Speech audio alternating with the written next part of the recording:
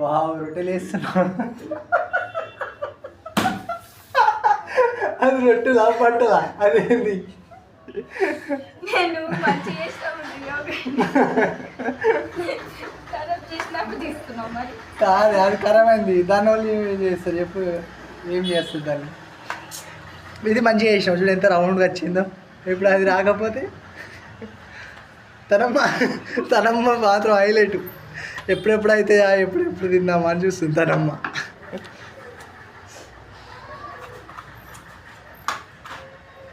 అయితే ఈరోజు మేము గుడికి వెళ్తున్నాము.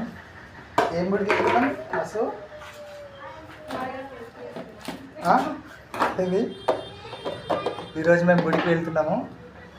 సో మా వైఫ్ రొట్టెలు కాలుస్తూ ఉంది, నేను రొట్టెలు కాలుస్తూ ఉన్నాను. అంతే తేడా, మిగతా అయితే సేమ్ టు సేమ్. మా తనమ్మ మాత్రం కూర్చొని టీవీ చూస్తూ ఉంది. మా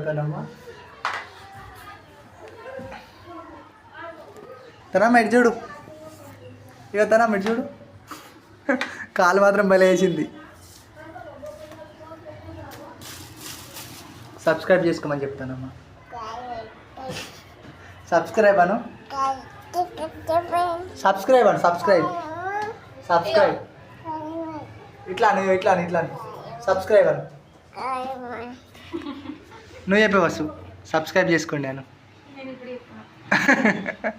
గుడి కాడ చెప్తావా? ఓకే తన నువ్వు చెప్పు. ఇట్లాను చెప్పు చేయకండి, నాకు చేయకండి. Thank you. ఇట్లాను సబ్స్క్రైబ్ చేసుకున్నాను. ఇక ఇట్లాను వెరీ గుడ్.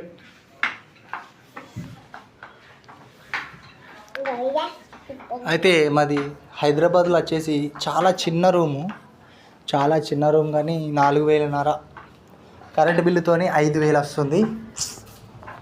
హైదరాబాద్లో ఉండడం అంటే ఆషామాషి కాదు, చాలా ఇబ్బందులు ఉంటాయి. వచ్చిన సాలరీ కూడా మొత్తం ఖర్చు అయిపోతుంది, అసలు ఒక్క రూపాయి కూడా మిగలదు. హైదరాబాద్లో పరిస్థితులు చాలా ఘోరంగా ఉన్నాయి. ఇంకా మనము ఏదైనా ఒక డ్యూటీ చేసుకుంటున్నాం, కానీ తక్కువ సాలరీకి పనిచేసేవారి లైఫ్ ఎంత కఠినంగా ఉంటుందో నేను ఊహించగలుగుతున్నా. I can feel that painful life. Okay, అలాగే పర్లేదు. ఇప్పుడు మాకు ఒక పాప 3 సంవత్సరాల పాప.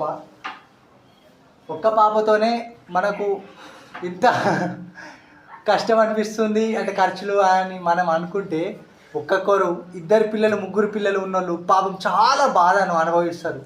అట్లాంటి వాళ్ళ బాధలు తలుచుకుంటే చెప్పలేనంత కన్నీళ్ళు వస్తాయి.